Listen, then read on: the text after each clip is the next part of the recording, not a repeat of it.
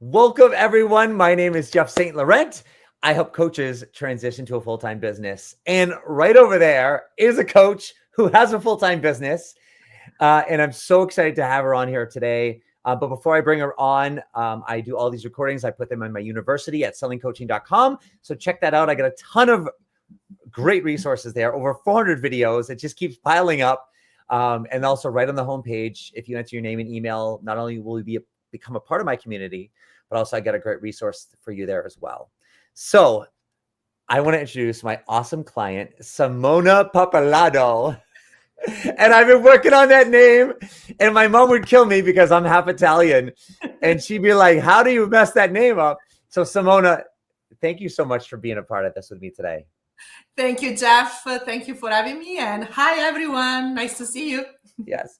So let's just jump right into this. So let's go back to like just before you decided you were all in with your coaching business. Just take people through a brief snapshot of like your corporate career and then what happened where you were faced with like, if you want to do this or not as a full-time coach. Of course. Yes. So I'm an engineer as a background. I have 20 years of corporate experience in which probably 18 of those were amazing. I was happy in doing what I was doing. My career was growing. It was great until it was not, right? And what I mean by that is that, well, first of all, the company was going through some transformation, downsizing of the business and all that. So it became a little bit less, how can I say, challenging, and I could see less and less me growing in the company. But at the same time, even when I was at my best in my corporate career, I realized that it was okay for that phase of my life. When I was in my 30s, I was traveling. They relocated me in different continents. So I was getting all of these amazing experiences, but they were coming at a toll, right? And again, in your 30s, you have a certain level of energies. Fantastic. I am so thankful for everything I was able to do, but I was already wondering, will I be able to keep up with this when I'm 50 or when I'm 60 or something like that, right? So already, even when things were fantastic, I could see myself at a certain point transitioning into something else. And as, again, my experience in corporate grew, I came across coaching and being coached, and I was assigned executive coaches and all that. And at the same time, I was a people leader. So I felt more and more in love with this idea of unlocking people's potential. And so that's how I came to like, maybe my second career is going to be about coaching, right? And so that's where I started working towards my coaching certification and all of that. Well, honestly, at the same time, though, thinking, I'm going to go with my corporate career as long as I can, right? Yeah. And then fast forward to last year and talk about that transition of what happened with corporate and then how you decided like you were all in with your coaching business. Absolutely. So first of all, I was laid off. So that was easy, right? A pretty big trigger, right? Which again, I saw it coming. So I'm thankful because it wasn't such a major, it's not that I didn't see it coming. I saw it coming. And actually the day that they laid me off, I was like, yes, finally, right? Because at that point, things were not great anymore. And I was just waiting because I was feeling like, okay, now it's time for me to really think about what's next, right? Instead of sort of living in the past. I needed a change. And so when I was laid off, at the beginning, I was thinking like, I'm going to go back to corporate because I'm still young, right? I wasn't ready to get into the second phase of my career yet, or so I thought. And then I took some time. I needed to decompress. I needed to rest, honestly, a little bit. And then I started exploring, right? I started thinking about all the possibilities. Why going back directly to corporate? Maybe I can invest in real estate. Maybe I can buy a franchise. Maybe, even if the plan was always about coaching, I wanted really to make an evaluation of everything. It was an opportunity, right? They paid me severance. And so in that sense, I had some time to really think about, okay, where do I want to go next? And I didn't want to jump into the obvious conclusion without being sure. And I perfectly remember as I was exploring all of these things, everything under the sun, literally everything that came my way was an opportunity, right? Which was great, but also a little bit overwhelming at times. But I gave myself the time to really explore. And then one day, I finally self-coached myself with one question. And that was the flipping point, right? I asked myself, let's say I take whatever avenue, whatever, and I am wildly successful financially, right? Like, let's say that I buy a franchise and I turn $10 million or something like that, right? Something as big as that. In 5 years, let's say, let's fast forward. Will I still ask myself, what if I started my coaching business? Even if I was that wildly successful, or will I still really be happy? And the answer was yes. I would always keep wondering, what if, right? So even if externally wildly successful, but within me, I would always have that doubt, that feeling of having lost the opportunity to start at what I feel called in doing, right? And then when I answered that question, boom, I messaged you, Jeff, that I met you through other venues and all of that.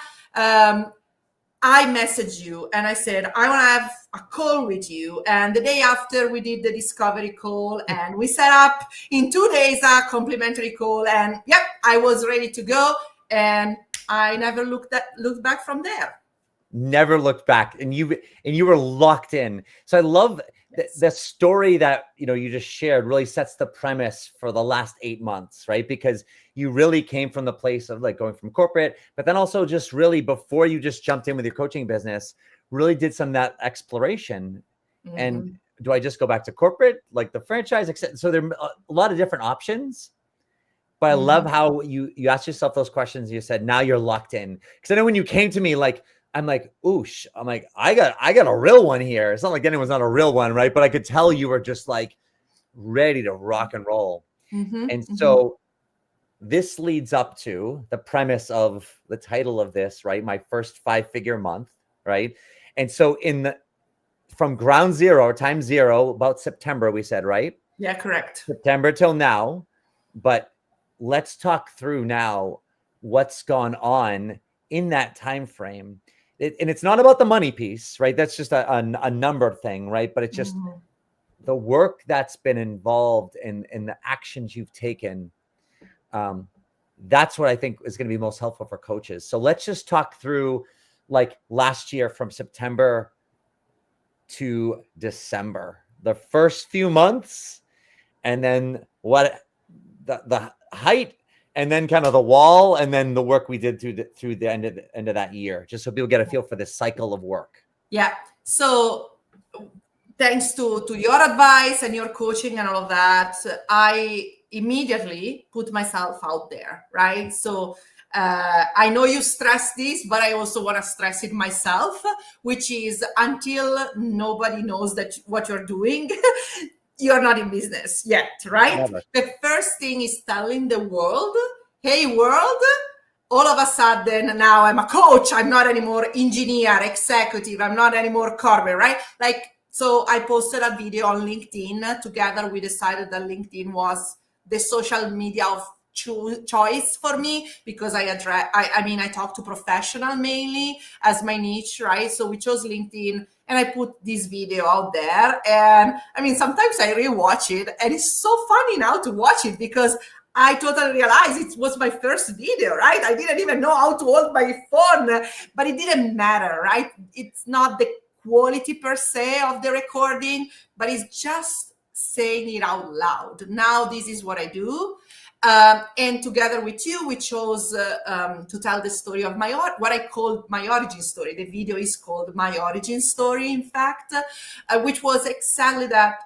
pivotal moment in my career, related to when I started becoming a people leader. And I perfectly remember I was 72 hours into having my first team reporting to me, and I was drowning, right? Because I thought I needed to be in all the meetings they were supposed to be in. I needed to answer all the emails that they were copied on, and all of that, right? And I remember my boss pulling me aside and saying, Simona, you do know that the day is still made of 24 hours, do you? Because, and that question made me realize that I needed to delegate, right? I mean, it would take me more than that discussion with my boss at the time to learn exactly how to do it. But this story is really what makes me passionate about helping others that are starting to lead teams, right? And maybe they feel they are overworked and overwhelmed. Managers really become confident, authentic leaders who create success for themselves, their teams, and their organization at large. So that's my niche. So just having that rolling off my tongue, now it seems easier, right? But when you do it the first time, it's kind of a challenge, right? Absolutely. Yeah. And so just putting myself out there, I immediately got like the first client, who, by the way, is still a client today. She became a recurring client after my first package. She continuously sign up for subscription, let's say, every single month. And it's fantastic to have the first client that already continues with you for the long run. And then there was another ex-colleague of mine that reached out to me because her son was struggling in choosing what they wanted to do with the university and all of that. And she was like, Simona, you're the right person. And I was like, oh, that's not my niche. But anyway, she was more confident than I was that I was the right person, right? And so I helped her son, and now he's doing fantastic in the university. He has chosen his path. He's happy. He's engaged. And she saw this huge transformation. So the first couple of clients were fairly easy. Of course, there was a sense of, oh, now I need to ask money, right, out of my services. So we had to work on some of the mechanics of that. But honestly, these people were in even before I was. You know what I'm saying? Like, oh, I didn't know that I could coach a guy that needed to go to the university, to choose the university, right? But they saw it in a way almost better than I could. And that's how it started. And then I went to a networking event. I got my third client, and life was good until, on a roll, right? Until bam, a wall. After those first 3 clients, there was nothing that seemed to work. Like, I was making approaches, I was talking to people, I was trying to put myself out there, I was organizing webinars, and nobody seemed to be ready, or I don't know what it was. Bottom line, I couldn't sign up any clients. Maybe it was November, December, people were more thinking about vacation than anything. My point is, I couldn't sign up, and all of our calls were like, Jeff, I mean, I'm doing, but nothing is happening, right? And that was tough. And that's why I think those earlier 6 months we talked about, when I really thought about me being locked into this, that was a great investment, because I knew that I would have had moments in which things were not awesome. But because I spent some time really thinking that this is my path and this is what I want to do, I never thought like, oh, I'm giving up. No. I just needed to figure out what was going to work, but I stayed the course, right? Which I think is very, very important too. Yeah. So that was the point where we locked into the work, right? We locked in, set proper expectations, but locked into the work. Like you said, doing webinars, starting to call people and starting to set up events. And so talk that through, like, into the work that you did there, November, December. It was the work you were doing. It just, you had some, if you will, quick hits right in the beginning. Yeah. And we get those quick hits. It's like, oh, wow. Oh, this is going to be big business. And all of a sudden it's like, wait a minute. So you did talk through the November, December, January work, and then what that led to through, February, March, which ultimately came to that 5-figure month. Mhm. So it's interesting because no matter what, November and December, I was doing the work and I was actually doing the right work because what was happening in the meantime is that through my videos on LinkedIn, someone reached out to me, some people in my network, some people new to my network that have never met me before and asked me, hey, I find this very, very interesting. Would you come and do this webinar for my network, right? Because I have this need or something like that, right? And so the work that I was doing wasn't anymore giving me instant gratification like at the beginning, where, okay, first video, boom, first client, kind of, right?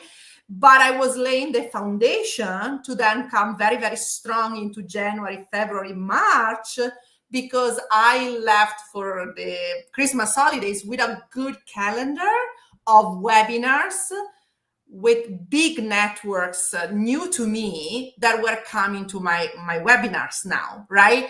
And so it was just a matter of time to then reap off the benefits of all the work that I was doing in November and December. But it was still the right work.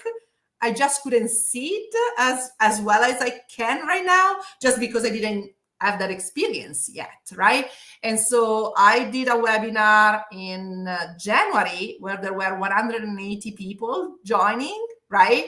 And all, by the way, all of these 180 were there for a reason. We're not there just because they knew me before and they were trying to support me or something. Like maybe my very first webinar in my own network, maybe there were people like that, right? These were people that were already having a need and they were joining. And so just as a number, the people that I was having in my email list last year were 300 something. And now after this webinar and the one in February and in March, I mean, my mailing list has grown of 110 people, which again is huge, right? If you calculate the percentage, is huge. And by the way, I think these people are a little bit warmer in the sense that they subscribe to my mailing list because they have a need. They are not just, let me say, my friends and family, right? Mm-hmm. Yeah. So it's the exposure you started to get through the events, but it's all the work is like, it's the reaching out to people, it's following up with people, it's the weekly emails, it's the posting, but it's following up with people, right? So it's a lot of that work. And even, we don't have time to get into all the details of it, right? But even with the clients, right? It's the follow-up, right? Mm-hmm. So talk about that a little bit too. Now you have some of these bigger webinars, smaller ones and bigger ones, right? Mm-hmm. It's not like you just get clients, right? You got clients out of them, but you also had plenty of calls where people didn't hire you. So talk about just that work, because a lot of people think like, oh, I got to set up an event, I do an event, and then I'm just going to get clients. It's like, well, you have to actually figure out how you're going to get the clients from that.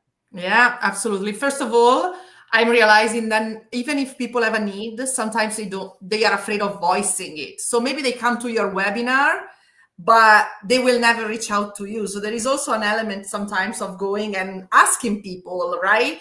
But the thing is that, first of all, we put in an offering. At the end of the webinar, I was offering, in exchange for their email address, they could get the recording, the slides, some materials that I prepare for them. So I try to make the offering, the free offering, as compelling as possible so that they would sign up and I could get their email address, right?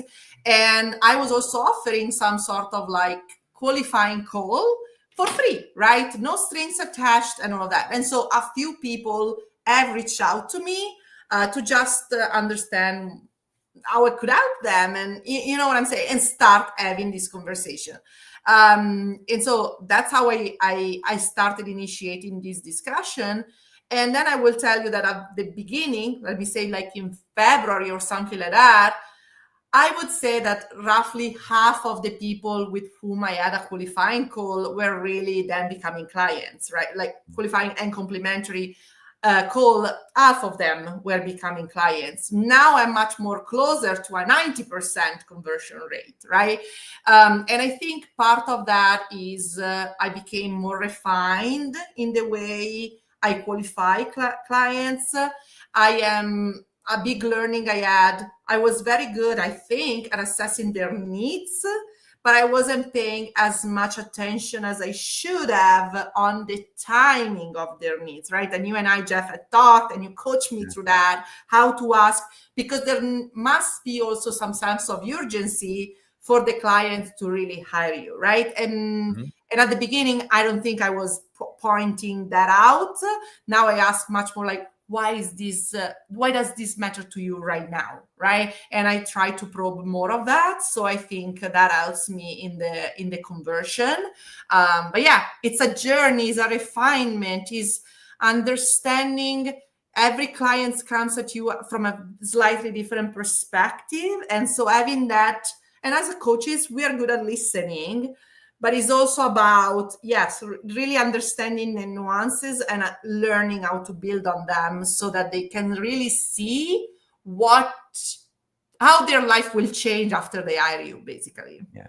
And it's the refinement of the work, right? It's you getting better at it, right? There's the gross mechanics of it in theory, from learning from like a webinar, right? A process, then to actually doing it and then walking through that and then starting to like, oh, here's sort of how I need to make these micro adjustments so I can get better results. And that's really where it came from. And then the women that didn't hire you, that evolved into, just briefly talk about like the group program, because that was an evolution of learning as well. Yeah, at the beginning, when I was getting these no's, I really thought it was like maybe the price point. And again, I never doubted that the price point was, I never doubted my value. Okay. That's also very important. I wanna stress that. But nevertheless, I was understanding there were people, again, this network of people were people moving from Europe to the United States. So I was imagining and telling myself stories, right? That, oh, maybe because you just went through a relocation, you don't understand the value of certain services in the US. I was telling all of stories in my head. And so I, together with Jeff, we thought about, okay, let's initiate a group coaching program so that, you know, the price point is a little bit lower. And at this, well, actually it was quite a bit lower, to be honest with you, but at least, right, I can still have the same value for my time, but sharing the load basically among 5 participants or something like that, right? And then guess what? All the women, I felt so strongly that the problem was the price point. None of them signed up for the group coaching. I'm like, so that was, first of all, huge learning for me. Like, at that time, I didn't know what was missing in that qualification process because I thought it was financial and maybe I didn't qualify them well. I'm starting to think that maybe it was the timing aspect that I really didn't stress, right? But it was very, very interesting to realize that what they told me was not exactly what stopped them from hiring me, right? And so that's also a nuance, right? That we need to be, when you talk about refinement versus gross mechanics, that's what it's all about, right? Nevertheless, the group coaching is going great. I mean, I had other women that wanted to join me, and now we are going through, the group has not completed the 5 session we put in yet. So I am now starting to set the stage to potentially use these as an opportunity for me to convert to individual clients, right? And Jeff and I are talking right now as the program moves on. How do I plant the seed? And in fact, after this call, I have one of these women, part of the group, that is asking me, I need some extra help on these. And so how do I approach that as a qualifying call, right? And I'm learning. And repetition always helps, right? So that always you can be better refining. Yeah. But you're learning the business, right? You're learning how to do this. You have the skill sets. You're a phenomenal coach, right? You have plenty to offer. Like you said, you believe in your value. It's just a matter of how does that translate to people? And then how do we have the conversations to understand where they're at and what value they see or could have in working with you. And that's really the biggest challenge of that. It's just a repetition of it and understanding it. And that's what you're doing. And that's now translating obviously to real results. And now just give people a snapshot. Like this is like a work in motion, right? We're 8 months in, right? So we're going to do this again, by the way, and another year from now, or whatever it is. We're still working together for a longer time, but as this evolves into something else, like we're going to have another one of these conversations. But for now, with all that you've done and all that you've created, it's still the beginning. It's still in progress. Just talk briefly about like, okay, where are we going with this, right? What does this year look like, so people get a feel for the work you're doing now? Yeah. So first of all, I am fully focused on writing a book, right? So I've come to realize as I record all of these videos, I am coming to hear my own voice, if you guys can believe it or not, my own messages. I never had the clarity. Again, I was an executive in a large corporation, so I've come to realize, I thought back then that I was having a voice because guess what? 2,000, 3,000, 5,000 people kind of had to come hearing me out. You know what I'm saying? I was used to do this kind of big presentation. It was part of my role and all that. And don't get me wrong, I was doing this and I was putting my whole true self into it. But now that I'm out on my own, this is a huge discovery for me, that I am hearing my own voice and I'm hearing my own message and I'm learning what I stand for. You know what I'm saying? In fact, I like to say that corporate gave me an audience, in the sense that, yeah, it was even a larger audience than probably what I have today, right? Because it was thousands of people that needed to be there, right? Now I'm finding a voice, which is exactly what is it that I want to tell the world, right? And so that's what has inspired me to write a book. And as I was talking over and over in these videos that every week I record, I've come to realize that authenticity is really what I want to talk about. And it's because I've always felt sort of like a fish out of the pond, right? I've always chosen to be in situations that were not obvious. Let's say a female leader in an extremely male-dominated environment, engineering. I'm a foreigner. I'm a naturalized American, but anyway, I wasn't born here, right? And so I had to go through all that cultural shifts and all that. By the way, my husband was born and raised in Malaysia, and we lived in Italy, and we live now in the United States. So there is a whole bunch of stuff that I can talk about what it means to maintain your cultural identity when you are in a relationship where, I just joke, I want to eat pasta and he always wants to eat rice, right? Like that kind of stuff. Of course, it's much deeper than that, but just to share that there are a lot of things. And many, many others. So that's what I want the book to be about. And I have this vision of putting it under people's Christmas tree. Like in my mind, I see my book wrapped up in Christmas paper with a big bow and people put it under the Christmas tree. Probably it's not what's going to really happen, but it gives me an idea of when I want it ready, right? How I want it. So it's really driving me. And I hope that the book will become a way to establish myself, potentially booking speaking engagements. I love to be on stage. I am not afraid of public speaking at all. So that kind of stuff. And of course, keep on talking with the people that are now in my network, and maybe they haven't reached out to me yet, because some people out there are shy, right? And so keep on building, creating success stories so people can see what I have to offer to this world. Yeah. And it's a solid plan, and we're having a whole marketing piece around it, and it's going to get you out there more. It's going to establish even more of an authority, and it's going to give you the versatility to open up new conversations. I was looking up as a book as a 5-pound business card, right? So Simona, thank you so much for sharing all of this, right? There's so many more details that go into this, but I just want everyone to get a good feel for, like, listen, it's only forward from here, right? But there's the real work that goes into creating the business, and everyone's results vary. But the best part is you're locked in, you're committed. And also just thank you for trusting me, because you show up every week and you're continuing the work. And every time you show up, like, you've done the work and you have your questions and you're refining and you're refining. And I could tell it's just like you see it and you want it. And I love our partnership, and it's awesome. Thank you. Thank you for your guidance in all of these, and thank you for having me on this stage here. And I wanted to just say, everyone that is listening, you can do it. If this is what you desire and that's where your heart brings you, believe it, it's possible.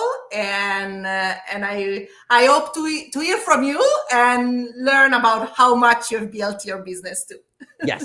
And we'll definitely put, you have your website, right? Your landing page. We'll put that in the chat as well. Want to just shout what that is so people have it?